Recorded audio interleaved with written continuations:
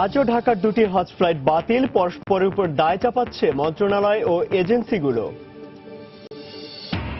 দক্ষ জনশক্তি তৈরিতে কাজে আসছে না সরকারি বেসরকারি বিভিন্ন সংস্থার প্রশিক্ষণ, মানোন্নয়ন চুক্তি হতে যাচ্ছে যুক্তরাজ্যের সঙ্গে। বিদ্যুৎ সুবিধা না থাকায় মাদারীপুরের চর জানাজাত ইউনিয়নে ভরসা সৌর বিদ্যুৎ, পর্যায়ক্রমে বিদ্যুৎ সংযোগ দেওয়ার আশ্বাস জেলা প্রশাসকের। এবং বগুড়ায় শতাধিক ডেইরি ফার্ম গড়ে উঠলেও নেই পর্যাপ্ত বিক্রয় কেন্দ্র, লোকসানে ব্যবসায়ীরা, সরকারিভাবে দুধ ক্রয় কেন্দ্র স্থাপনের দাবি।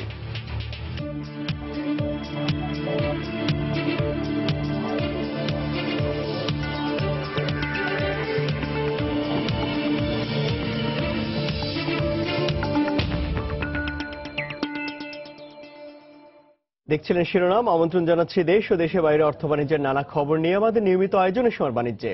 আর আপনাদের সঙ্গে আছি আমি ইমতিয়াজ আহমেদ। নানা জটিলতায় আজও বাংলাদেশ বিমানের দুটি হজ ফ্লাইট বাতিল হয়েছে। ঢাকা থেকে বাতিল হওয়া ফ্লাইট দুটির একটি ভোর 5টা আর একটি বিকেল 4:30টায় ছেড়ে যাওয়ার কথা ছিল। এ নিয়ে এখন পর্যন্ত মোট 23টি হজ ফ্লাইট বাতিল হয়েছে। এর মধ্যে বাংলাদেশ বিমানের 19টি এবং সৌদি এয়ারলাইন্সের 4টি ফ্লাইট বাতিল করা হয়। এদিকে দুটি ফ্লাইট বাতিল হওয়ায় আজ ঢাকা থেকে মোট 3টি ফ্লাইট ছেড়ে যাবে। এদিকে হজ ফ্লাইট শুরুর দুদিন পর থেকেই প্রতিদিন একের পর এক ফ্লাইট বাতিল হওয়ায় চরম ভোগান্তি পোহাচ্ছেন যাত্রীরা।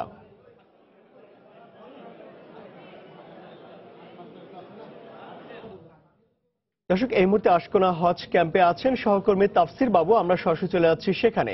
বাবু, এখনো পর্যন্ত মাত্র একটি ফ্লাইট ছেড়ে গিয়েছে, সেটি হচ্ছে রাত 1:55 যেটি ছেড়ে যাওয়ার কথা ছিল সেই ফ্লাইটটি ছেড়ে গিয়েছে। সেখানে 406 জন যাত্রী ছিল, এর মধ্যে 330 জন যাত্রী সেখানে গিয়েছেন। বাকি প্রায় 70টির বেশি 75টির বেশি আসন ফাঁকাই গিয়েছে। আর এর বাইরে কিছুক্ষণ আগে আমরা যে তথ্যগুলো পেয়েছি যে দুপুর 12:55 একটি ফ্লাইট বাতিল হয়েছে এবং আরেকটি ফ্লাইট বাতিল হয়েছে, সেটি বিকেল 4:30টায় যাওয়ার কথা ছিল। তো এখন সেই হিসেব করলে এখন পর্যন্ত আর একটি মাত্র ফ্লাইট রয়েছে।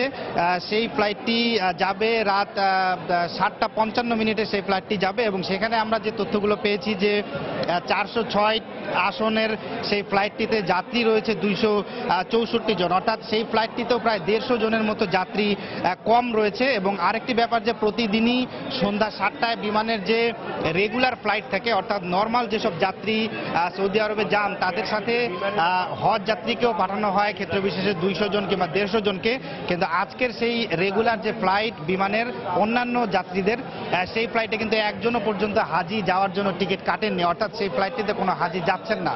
তো সেই ক্ষেত্রে আজকে হঠাৎ করে আমরা দেখতে পাচ্ছি যে বিমানের যেসব ফ্লাইট রয়েছে সেগুলোতে যাত্রী সংখ্যা একেবারে কমে গেছে এবং দুটি ফ্লাইট তো আগে বললাম যে 419 জনের আসন ছিল সেই দুটি ফ্লাইটে, তো দুটি ফ্লাইটেই প্রায় 800 জনেরও বেশি আসন ছিল, দুটি বাতিল হয়েছে। তো আজকে দুপুর 12টায় বিমান অফিস থেকে বিমান কর্তৃপক্ষ একটি ব্রিফিং করবে সর্বশেষ অবস্থা নিয়ে, সেখানে হয়তো আমরা বিস্তারিত তথ্যগুলো জানতে পারবো। আর এখানকার হজ অফিস যেটি বলছেন যে তারা তাদের মতো করে ভিসা যেন সবগুলো হয়ে যায় সেভাবে চেষ্টা করছেন এবং এখনো পর্যন্ত হজ অফিসের যে তথ্য যে 25,000-এরও অধিক ভিসা হজ যাত্রীদের কাছে হাতে রয়েছে, কিন্তু কেন এজেন্সিগুলো টিকিট কাটছে না এবং শেষ মুহূর্তে টিকিটের বুকিং বাতিল করছে, সেই বিষয়গুলো আসলে রহস্যের মধ্যেই রয়ে গেছে এবং এই বিষয়টি নিয়ে আসলে হজ অফিস কাজ করছে। এবং তারা জানিয়েছেন যে এখন পর্যন্ত 79,000 হজ যাত্রী ভিসা একেবারে কমপ্লিট হয়ে গেছে, ভিসা তারা হাতে পেয়েছেন। তো এখন তাদের মূল উদ্দেশ্য হচ্ছে যে বিমানের যেসব ফ্লাইট যথাসময়ে যাওয়ার কথা সেই ফ্লাইটগুলো যেন যায়।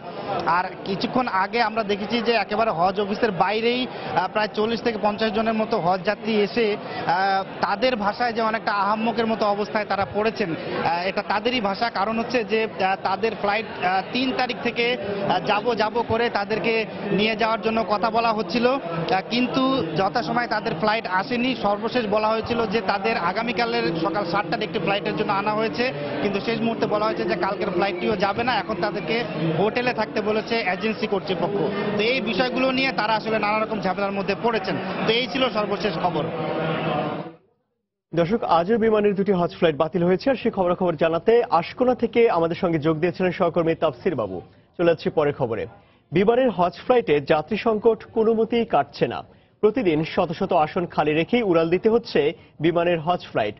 এমন অবস্থার জন্য ধর্মমন্ত্রী হজ এজেন্সিগুলোর অতিরিক্ত মুনাফার লোভকে দায়ী করলেও এজেন্সিগুলো দায় চাপাচ্ছে বিমানের ওপরই। তাফসির বাবুর রিপোর্ট। একের পর এক হজ ফ্লাইট বাতিলের ক্ষতি কিছুটা পোষাতে গত শনি ও মঙ্গলবার 3টি বিশেষ ফ্লাইটের ঘোষণা দেয় বিমান, কিন্তু যাত্রী না পাওয়ায় 3টি ফ্লাইটই বাতিল হয়। পাশাপাশি অব্যাহত থাকে হজের নিয়মিত শিডিউলের ফ্লাইট বাতিল। এমনকি যাত্রীর অভাবে শত শত আসন ফাঁকা রেখেই যেতে থাকে হজ ফ্লাইট। শুধু মঙ্গলবারই বিমানের 4টি ফ্লাইটে আসন ফাঁকা গেছে 400টিরও বেশি। এমন অবস্থার জন্য প্রাথমিকভাবে 48টি হজ এজেন্সির গাফিলতিকে চিহ্নিত করে ধর্ম মন্ত্রণালয়। এর মধ্যে 26টি এজেন্সি পুলিশ ভেরিফিকেশন, সৌদিতে বাড়ি ভাড়া ও মোয়াল্লেম ফি সংক্রান্ত জটিলতার নিরসন করে ভিসার প্রক্রিয়া শুরু করলেও বাকি 22টি এজেন্সি এখনও রয়েছে নানা জটিলতায়। যাত্রী সংকট কাটাতে সব এজেন্সিকেই 10 তারিখের মধ্যে ভিসার আবেদন ও টিকিট কনফার্ম করার নির্দেশ দেয় কর্তৃপক্ষ। এজেন্সিগুলি আসলে ব্যবসা জমজমাট করবার লাগে টাকা বেশি কামাইবার জন্য তারা সিদ্ধান্ত নেন। আমার বড় কথা হলো যারা ভাগ্যে আছে সম্ভবত রিপোর্ট না করে তাদের বিরুদ্ধে আমি অ্যাকশন নেব। 10 তারিখের মধ্যে ওনারা যাতে ওনাদের সমস্ত বিচার কার্যক্রম শেষ করেন এবং যাত্রীদের বিমানের আসন যাতে এয়ারলাইন্স কর্তৃক ওনারা নিশ্চিত করেন। তবে ধর্ম মন্ত্রণালয়ের নির্দেশ মানলেও ফ্লাইট বাতিলের জন্য হজ এজেন্সিগুলোর সংগঠন হাব দায় চাপাচ্ছে বিমানের ওপর। বাড়ি ভাড়া যে সময়গুলিতে থাকে এই তারিখগুলি কিন্তু 6 মাস আগে থেকে জানা যায় এবং ওনারা ওই সময়গুলিকে সামনে রেখে যদি অধিক স্লট নিতেন এবং যে সময়গুলি লিন পিরিয়ড সেই সময়গুলিতে কম স্লট নিতেন তাহলে কিন্তু এটা হইতো না। এবছর 24শে জুলাই হজ ফ্লাইট শুরুর পর গত 16 দিনে সৌদিতে গেছেন 48,000 হজযাত্রী। বাকি 18 দিনে পরিবহন করতে হবে প্রায় 79,000 হজযাত্রীকে। হজ ফ্লাইট বাতিল হওয়া আর ভিসা নিয়ে যে জটিলতা তৈরি হয়েছে খুব দ্রুতই তার সমাধান হয়ে যাবে বলে বলছেন হজ এজেন্সিগুলোর সংগঠন এবং ধর্ম মন্ত্রণালয়। তবে হজ সংশ্লিষ্টরা বলছেন যেভাবে একের পর এক হজ ফ্লাইট বাতিল হচ্ছে, যদি তার রাশ টেনে ধরা না যায় তাহলে শেষ মুহূর্তে সকল হজযাত্রী পরিবহনে চরম অনিশ্চয়তা তৈরি হতে পারে। তাফসির বাবু, সময় সংবাদ, ঢাকা। দক্ষ জনশক্তি তৈরির লক্ষ্যে সরকারি বেসরকারি বিভিন্ন সংস্থা প্রশিক্ষণ দিলেও অধিকাংশ ক্ষেত্রেই এসব সনদ আন্তর্জাতিকভাবে গৃহীত হয় না। প্রশিক্ষণের মান নিয়েও থাকে অনেক প্রশ্ন। তাই অনেক বিদেশি প্রতিষ্ঠান তাদের চাহিদা অনুযায়ী প্রশিক্ষণ দিয়ে কর্মী নেয়। এ অবস্থা উত্তরণে কারিগরি প্রশিক্ষণের মান উন্নয়ন ও সনদের আন্তর্জাতিক স্বীকৃতি অর্জনের জন্য যুক্তরাজ্যের কারিগরি শিক্ষার সার্টিফিকেশন অথরিটি সিটি অ্যান্ড গিল্ডের সাথে চুক্তি স্বাক্ষর করতে যাচ্ছে জনশক্তি কর্মসংস্থান ও প্রশিক্ষণ ব্যুরো বিএমইটি। বিস্তারিত জানাচ্ছেন হাজেরা শুলি। দেশের অভ্যন্তরীণ শ্রমবাজারের চাহিদা পূরণ ও স্বল্প শিক্ষিত জনগোষ্ঠীর কর্মসংস্থানের জন্য সারা দেশে এখন পর্যন্ত 70টি কারিগরি প্রশিক্ষণ কেন্দ্র প্রতিষ্ঠা করেছে সরকার। প্রতি বছর এসব কেন্দ্র থেকে প্রশিক্ষণ পায় 6 লাখ শিক্ষার্থী। এসব প্রতিষ্ঠান থেকে বের হওয়া তরুণরা দেশীয় শিল্পের দক্ষ শ্রমিকের চাহিদা কিছুটা পূরণ করলেও আন্তর্জাতিক কোনো সংস্থার স্বীকৃতি না থাকায় বিদেশে গিয়ে ভালো বেতনের চাকরি পায় না। এই অবস্থায় প্রশিক্ষণ সনদের আন্তর্জাতিক মান অর্জনে যুক্তরাজ্যের সার্টিফিকেশন অথরিটি সিটি অ্যান্ড গিল্ডের সাথে চুক্তি করতে যাচ্ছে বিএমইটি। একটি চুক্তি স্বাক্ষর হবে আমাদের সাথে। 6টি ট্রেনিং সেন্টার ওদের অ্যাসেসমেন্টে কোয়ালিফাই করছে। 50 জন ট্রেনারকেও ট্রেনিং দেওয়া হয়েছে। তারা সিটি অ্যান্ড গিল্ডসের যে স্ট্যান্ডার্ড, ওই স্ট্যান্ডার্ডে তারা ট্রেনিং দিতে পারবে। 80টা দেশে এই সার্টিফিকেটটা রিকগনাইজ। কাজে আমরা এখানে বসেই গ্লোবাল স্ট্যান্ডার্ডের কর্মী তৈরি করতে পারবো। এতে যেমন বিদেশের দক্ষ কর্মী পাঠানোর সম্ভাবনা বাড়বে, তেমনি দেশের বিভিন্ন খাতে দক্ষ শ্রমিকের সংকট অনেকটাই কাটবে বলে মনে করেন অভিবাসন বিশেষজ্ঞ। এটা যদি সাকসেসফুলি যদি আমরা করতে পারি এবং সেই হিসেবে আমাদের ট্রেনিং সেন্টারগুলোকে যদি ঢেলে সাজাতে পারি ওই মানে, তাহলে তো আমরা অভ্যন্তরীণ বাজারের ক্ষেত্রে দক্ষ জনশক্তি পাবো এবং আন্তর্জাতিক বাজারের জন্য তারা তৈরি থাকবে। প্রশিক্ষিত শ্রমিক বিদেশে গেলেও রেমিটেন্সও বাড়বে, এমন প্রত্যাশা বাংলাদেশ কোরিয়া কারিগরি প্রশিক্ষণ কেন্দ্রের অধ্যক্ষের। আমরা যে ট্রেনিংটা দিচ্ছি গতানুগতিক ট্রেনিং বা ট্রেডিশনাল ট্রেনিং হচ্ছে। মডার্ন টুলস অ্যান্ড ইকুইপমেন্ট দিয়ে যে ট্রেনিং, সেটা সিটি অ্যান্ড গিল্ডসের মাধ্যমে এটা নিশ্চিত করা যেতে পারে। শ্রমিকদের যদি ইন্টারন্যাশনাল স্ট্যান্ডার্ডের ট্রেনিং দিতে পারি, সার্টিফিকেট দিতে পারি, তাহলে অবশ্যই রেমিটেন্স বাড়বে, এতে কোনো সন্দেহ নাই। প্রাথমিকভাবে ইলেকট্রিক্যাল, প্লাম্বিং, হসপিটালিটি সেক্টর সহ 6টি বিষয়ে সিটি অ্যান্ড গিল্ডের তত্ত্বাবধানে আন্তর্জাতিক কারিকুলামে প্রশিক্ষণ দেওয়া হবে। হাজেরা শিউলি, সময় সংবাদ, ঢাকা। বিদ্যুৎ সুবিধা না থাকায় মাদারীপুরের শিবচরের চর জানাজাত ইউনিয়নের বাসিন্দাদের একমাত্র ভরসা সৌরবিদ্যুৎ। ব্যক্তিগত উদ্যোগে ইউনিয়নটিতে সৌরবিদ্যুৎ ব্যবহারের জনপ্রিয়তা দিন দিনই বাড়ছে।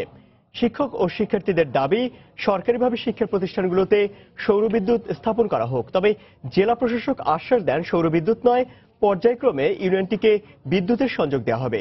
সঞ্জয় কর্মকার, অভিজিতের তথ্য ও শাহাদাত আকুনের ছবি নিয়ে ডেস্ক রিপোর্ট। মাদারীপুরের শিবচরের চর জানাজাত ইউনিয়নটি জেগে ওঠা পদ্মার চরে হওয়ায় নানা সুযোগ সুবিধা থেকে বঞ্চিত এখানকার 18টি গ্রামের বাসিন্দারা। একসময় দিনের আলো নিভে যাওয়ার পর গ্রামগুলোতে নেমে আসতো অন্ধকার। বিদ্যুৎ ছিল মানুষের কাছে স্বপ্ন। তবে সম্প্রতি ব্যক্তিগত উদ্যোগে বাড়িতে অনেকে স্থাপন করছেন সৌরবিদ্যুৎ। এই সৌরবিদ্যুৎ ব্যবহার করে পড়ালেখার পাশাপাশি টেলিভিশন, ইন্টারনেট, মোবাইল ব্যবহারের সুবিধা পাচ্ছেন তারা। তবে আকাশ মেঘাচ্ছন্ন থাকলে পর্যাপ্ত চার্জ না হয় সৌরবিদ্যুৎ ব্যবহারে সমস্যা হয় বলে জানান স্থানীয়রা। টিপি সিটি আমরা মোবাইলে সৌরবিদ্যুতে চালাই। যখনই তুফান আসে তখন আমরা এগুলি দেওয়া যায়, অন্ধকারে আমরা থাকি। এই অবস্থায় পদ্মার চরের শিক্ষা প্রতিষ্ঠানগুলোতে শিক্ষা ব্যবস্থা এগিয়ে নেওয়ার লক্ষ্যে সরকারিভাবে সৌরবিদ্যুৎ স্থাপনের দাবি শিক্ষক ও শিক্ষার্থীদের। অনেক সময় দেখা যায় যে আকাশ মেঘাচ্ছন্ন হলে অন্ধকার হয়ে যায়, লাইটের দরকার আছে, ছাত্রছাত্রীরা পড়াশোনা করতে সমস্যা হয়। বিদ্যালয়ে কারেন্ট নাই, সৌরবিদ্যুৎ নাই, থাকলে আমাদের ভালো হতো। সৌরবিদ্যুতে সবসময় চার্জ থাকে না, এজন্য যদি কারেন্ট হতো তাহলে খুব ভালো হতো। আমাদের যদি কারেন্ট থাকতো তাহলে আমাদের পড়ালেখা অনেক মান উন্নত হতো। জেলা প্রশাসনের শীর্ষ কর্মকর্তা জানালেন সৌরবিদ্যুৎ নয়, সরকারের উন্নয়নের ধারা অব্যাহত রাখতে পর্যায়ক্রমে ইউনিয়নটিকে বিদ্যুতের সংযোগ দেওয়া হবে। ভৌগোলিক কারণে এখানে বিদ্যুৎ সরবরাহ আপাতত সম্ভব হচ্ছে না, ভবিষ্যতে হয়তো বিদ্যুৎ সরবরাহের সুযোগ সৃষ্টি করা যাবে। মাদারীপুরের শিবচরের চর জানাজাত ইউনিয়নে 30,000 মানুষের বসবাস। এখানে 10টি সরকারি প্রাথমিক বিদ্যালয়, 5টি মাধ্যমিক বিদ্যালয় ও 3টি মাদ্রাসা রয়েছে। সময় সংবাদ, মাদারীপুর। বগুড়ায় বেসরকারি উদ্যোগে ছোট বড় শতাধিক ডেইরি ফার্ম গড়ে উঠলেও দুধ বিক্রির জন্য নেই প্রয়োজনীয় বিক্রয় কেন্দ্র। ফলে মাঝে মধ্যেই পানির দামে দুধ বিক্রি করতে বাধ্য হচ্ছেন ফার্ম মালিকরা। ফার্ম মালিক এবং পারিবারিকভাবে গাভী পালনকারীদের দাবি কোম্পানিগুলোর ক্রয় কেন্দ্র বাড়ানোর পাশাপাশি সরকারিভাবে দুধ ক্রয় কেন্দ্র স্থাপনের। ক্রয় কেন্দ্র বাড়ানোর পাশাপাশি গুঁড়ো দুধের আমদানি কমানোর পরামর্শ প্রাণী সম্পদ কর্মকর্তার। বিস্তারিত মাজেদুর রহমানের রিপোর্টে ছবি তুলেছেন রবিউল ইসলাম। বগুড়া জেলায় প্রতিদিন গড়ে দুধের চাহিদা 2 লাখ লিটার। তবে 12টি উপজেলায় শতাধিক ডেইরি ফার্ম ও ব্যক্তিগত গাভী পালনকারীদের উৎপাদিত দুধের পরিমাণ 2.5 লাখ লিটার। জেলায় কয়েকটি কোম্পানি উৎপাদনের মাত্র 7 ভাগ দুধ কেনে। বাকি দুধ বিক্রির জন্য নির্ভর করতে হয় জেলার দই মিষ্টির দোকান ও সাধারণ ক্রেতাদের উপর। এই অবস্থায় বাজারে দুধের চাহিদা কম থাকলে পানির দামে দুধ বিক্রিতে বাধ্য হয় বিক্রেতারা। তাই তাদের দাবি ক্রয় কেন্দ্র বাড়ানোর পাশাপাশি তাদের অন্যান্য সমস্যাগুলো সমাধানের। দুধের দাম অনেক কম, কিন্তু এইভাবে চলতে থাকলে আমার খামার অলরেডি লসে চলে যেতেছে। সঠিক দাম পাচ্ছি না বিধায় আমরা ক্ষতিগ্রস্ত হচ্ছি। গোখাদ্যের কোনো নীতিমালা নাই, ইচ্ছা মতন দাম আপ ডাউন করে। বেসরকারি ক্রয় কেন্দ্রগুলোর দাবি তারা ন্যায্য মূল্যেই দুধ কিনছেন, তবে তাদের নির্দিষ্ট পরিমাণ কেনার সীমাবদ্ধতা রয়েছে। এখানে ক্যাপাসিটি এখন বাড়ানো হয়েছে 3000 লিটার। তো আমার মনে হয় যে এখন যে অবস্থা আরো কিছু বাড়াইলে ভালো হয়। তো এটা আমাদের হাই ম্যানেজমেন্ট এটা একটা চিন্তা ভাবনায় আছে। জেলার প্রাণী সম্পদ কর্মকর্তার মতে বিদেশ থেকে গুঁড়ো দুধ আমদানির উপর কড়াকড়ি আরোপ করা দরকার। গুঁড়া দুধ আমদানিটা বন্ধ করতে পারতাম, অবশ্যই আমাদের খামারিরা লাভবান হবে, এটা নিশ্চিত। রোগ প্রতিরোধের জন্য যে প্রতিষেধক টিকা দান আমরা এগুলো করে যাচ্ছি। তাদের রোগ শনাক্তকরণের জন্য আমাদের উপজেলা পর্যায়ে, জেলা পর্যায়ে যে হাসপাতালের যে রোগ শনাক্তকরণ আমাদের সুবিধা আছে সেটা আমরা দিয়ে যাচ্ছি।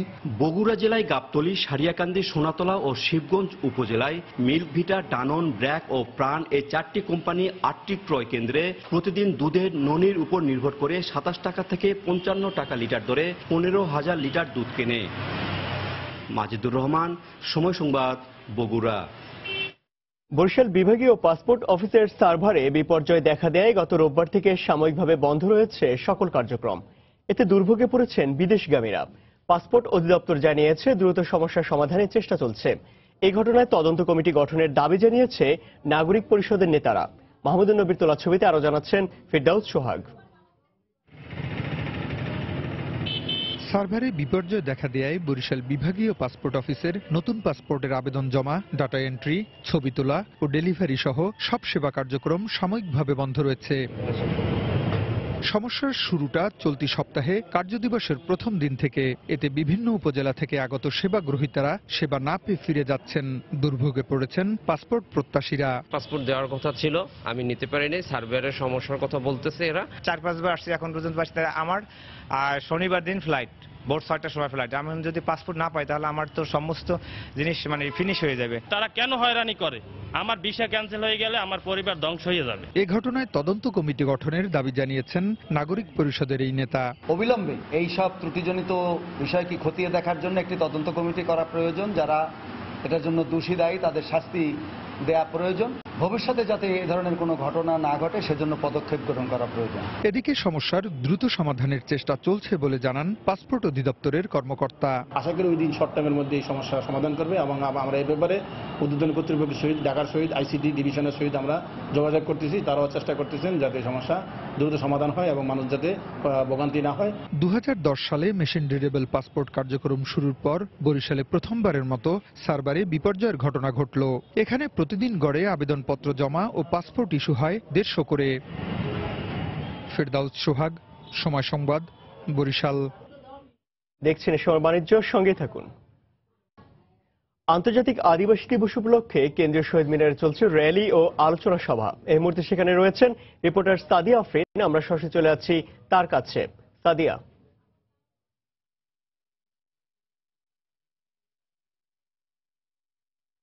জানেন যে আজ আন্তর্জাতিক আদিবাসী দিবস।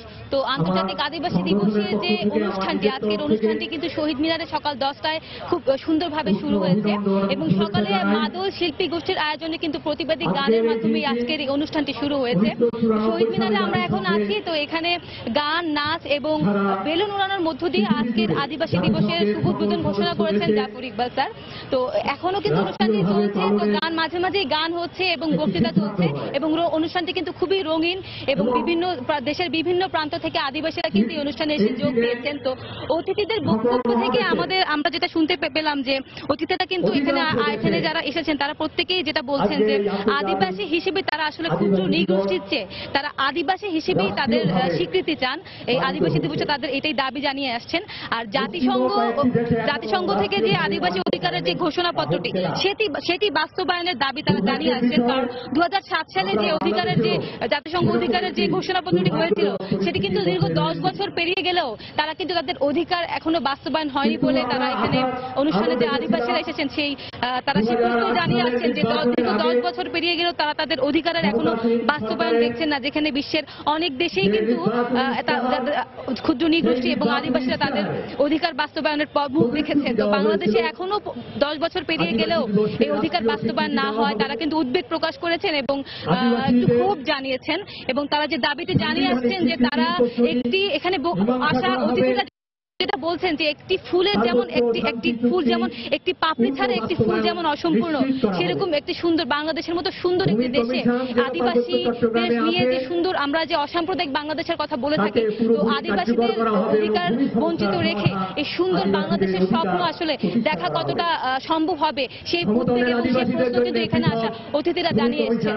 আরেকটি বিষয়ে আমরা এখানে আসা অতিথিদের বক্তব্য শুনতে পেয়েছি যে 30 লক্ষ শহীদের বিনিময়ে যে আমাদের দেশ বাংলাদেশ, এই দেশের এই আত্মদান কিন্তু শুধুমাত্র বাঙালিদের না, আদিবাসীরাও কিন্তু এর সাথে সম্পৃক্ত ছিল। তো তাদের দাবিটি আসলে 10 বছর ধরে এবং আজকে তারা আশা করছেন যে দাবিটি শীঘ্রই পূরণ হবে। এই ছিল আমার কাছে এখন। দর্শক, বিশ্ব আদিবাসী দিবস উপলক্ষে কেন্দ্রীয় শহীদ মিনারে চলছে আলোচনা সভা আর সেখান থেকে আমাদের সঙ্গে যোগ দিয়েছিলেন সহকর্মী সাদিয়া আফরিন। চলে যাচ্ছি পরের খবরে। সাংবাদিকদের জন্য ওয়েজ বোর্ডের প্রয়োজন নেই বলে মন্তব্য করেছেন অর্থমন্ত্রী আবুল মাল আব্দুল মুহিত। নবম ওয়েজ বোর্ড বাস্তবায়ন নিয়ে তথ্যমন্ত্রী ও গণমাধ্যমের মালিকপক্ষের সঙ্গে বৈঠক শেষে সচিবালয়ে এ মন্তব্য করেন তিনি। এ সময় অর্থমন্ত্রী দাবি করেন সরকারি চাকরিজীবীদের চেয়ে বেশি বেতন পান সাংবাদিকরা। আমাদের ধারণা হলো যে সাংবাদিকদের জন্য কোনো ওয়েজ বোর্ডের প্রয়োজন নেই। Your salary scales are higher than government salary scale. ঢাকায় কয়টা কাগজ আছে দৈনিক কাগজ? That's my answer to you. Rubbish. 201। ঠিক আছে, 15টা হবে কিনা আমার সন্দেহ আছে। তাহলে কথা টেলিভিশন বোর্ড মরে যাবে, which is desirable for the country. দুনিয়ার কোনখানে এতগুলো টেলিভিশন স্টেশন আছে? কোন দেশে? বিদেশি বিনিয়োগ আকর্ষণে দ্রুত বাস্তবায়নযোগ্য বিভিন্ন পদক্ষেপ নেওয়া হচ্ছে বলে জানিয়েছেন বাংলাদেশ বিনিয়োগ উন্নয়ন বোর্ড বিডার চেয়ারম্যান কাজী আমিনুল ইসলাম। গতকাল রাজধানী একটি হোটেলে সম্প্রতি যৌথভাবে বাংলাদেশের বিনিয়োগ প্রতিনিধি দল ও জাপানি ব্যবসায়ীদের সিঙ্গাপুর সফরের বিভিন্ন দিক তুলে ধরতে আয়োজিত সংবাদ সম্মেলনে কথা জানান তিনি। এ সময় বিডার চেয়ারম্যান জানান, বাংলাদেশে বিনিয়োগ সমন্বয়কদের দক্ষতা বৃদ্ধিতে সিঙ্গাপুরে কয়েকটি বিশ্ববিদ্যালয়ের সঙ্গে কাজ শুরু করতে আলোচনা চলছে। এ সময় ব্যবসায়ী প্রতিনিধি নাসিম মঞ্জুর জাপানি নাগরিক খুনের ঘটনার পর বাংলাদেশে বিনিয়োগের ব্যাপারে জাপানিদের আগ্রহের যে ভাটা পড়েছিল তা অনেকটাই কেটে গেছে। সংবাদ সম্মেলনে দ্বিপাক্ষিক আলোচনা যেন সহজে বাস্তবায়ন করা যায় সেদিকে লক্ষ্য রেখে নীতি নির্ধারণ করার কথা জানান প্রধানমন্ত্রী কার্যালয়ের এসডিজির মুখ্য সমন্বয়ক আবুল কালাম আজাদ। মানব সম্পদ উন্নয়নে 56,85,96,96,000 টাকার অনুদান দিয়েছে জাপানের দাতা সংস্থা জাইকা। এ উপলক্ষে গতকাল রাজধানীর আগারগাঁয়ে অর্থনৈতিক সম্পর্ক বিভাগ মিলনায়তনে একটি চুক্তি স্বাক্ষর অনুষ্ঠিত হয়।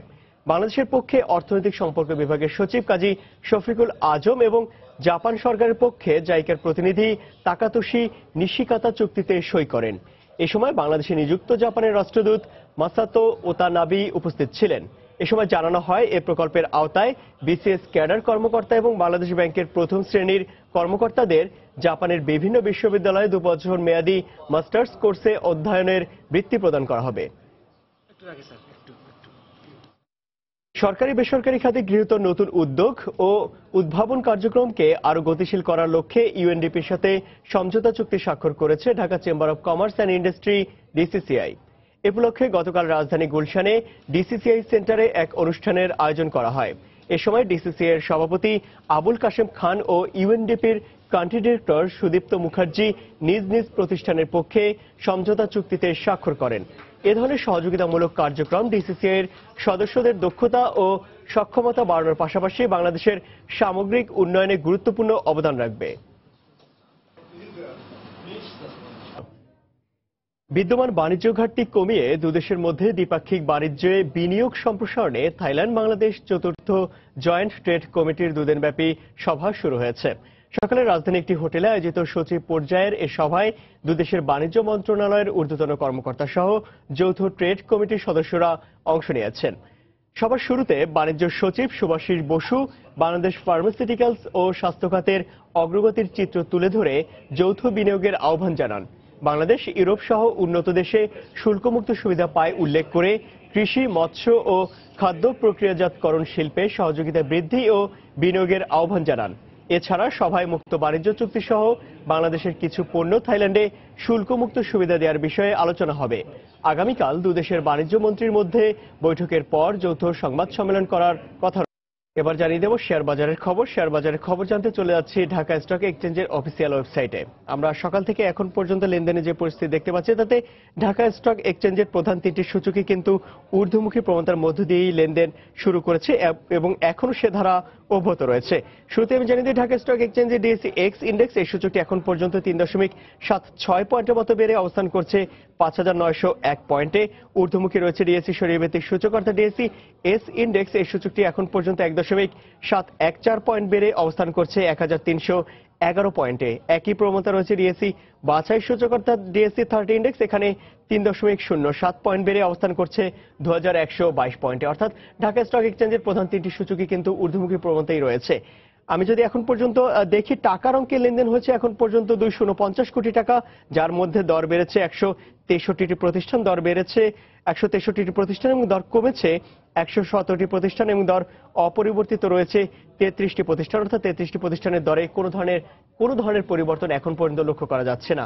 এখন যদি জানিয়ে দেয় টপ 20 শেয়ারের তালিকার অবস্থান, টপ 20 শেয়ারের তালিকার প্রথমে অবস্থান করছে জেনারেশন নেক্সট ফ্যাশন। এই প্রতিষ্ঠানটি 12 টাকা 20 পয়সা সর্বশেষ লেনদেন এবং সর্বোচ্চ 12 টাকা 50 পয়সা এবং সর্বনিম্ন 12 টাকা অবস্থান করছে।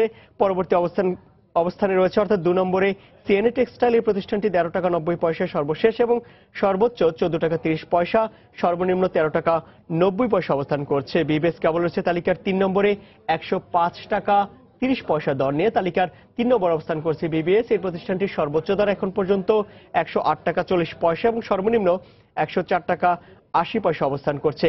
ইফাদ অটোস রয়েছে তালিকার 4 নম্বরে 158 টাকা 90 পয়সা দর নিয়ে, সর্বোচ্চ 159 টাকা 60 পয়সা এবং সর্বনিম্ন 156 টাকা অবস্থান করছে। ডেল্টা স্পিনিং 5 নম্বরে 12 টাকা 60 পয়সা দর নিয়ে অবস্থান করছে এবং সর্বোচ্চ আমরা দেখতে পাচ্ছি 12 টাকা 80 পয়সা অবস্থান করছে তালিকার এই প্রতিষ্ঠানটি এবং সর্বনিম্ন 12 টাকা 20 পয়সায় ডেল্টা স্পিনিং লেনদেন করছে।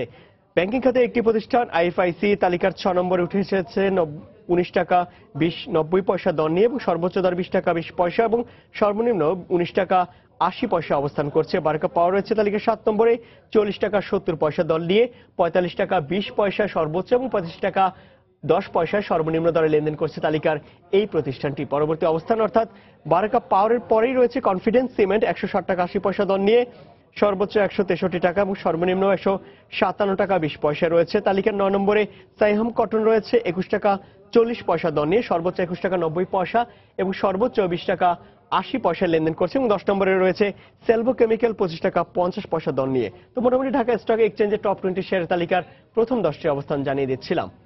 আবার জানিয়ে দিচ্ছি সময়ের বাণিজ্যের শিরোনামগুলি। আজও ঢাকার 2টি হজ ফ্লাইট বাতিল, পরস্পরের উপর দায় চাপাচ্ছে মন্ত্রণালয় ও এজেন্সিগুলো। দক্ষ জনশক্তি তৈরিতে কাজে আসছে না সরকারি বেসরকারি বিভিন্ন সংস্থার প্রশিক্ষণ, মানোন্নয়ন চুক্তি হতে যাচ্ছে যুক্তরাজ্যের সঙ্গে। বিদ্যুৎ সুবিধা না থাকায় মাদারীপুরের চর জানাজাত ইউনিয়নে ভরসা সৌর বিদ্যুৎ, পর্যায়ক্রমে বিদ্যুৎ সংযোগের আশ্বাস জেলা প্রশাসকের। এবং বগুড়ায় শতাধিক ডেইরি ফার্ম গড়ে উঠলেও নেই পর্যাপ্ত বিক্রয় কেন্দ্র, লোকসানে ব্যবসায়ীরা, সরকারিভাবে দুধ ক্রয় কেন্দ্র স্থাপনের দাবি। এই ছিল সময়ের বাণিজ্যে। যে কোনো খবর পেতে ভিজিট করুন সময়নিউজ.tv আর সঙ্গে থাকুন সময়ের।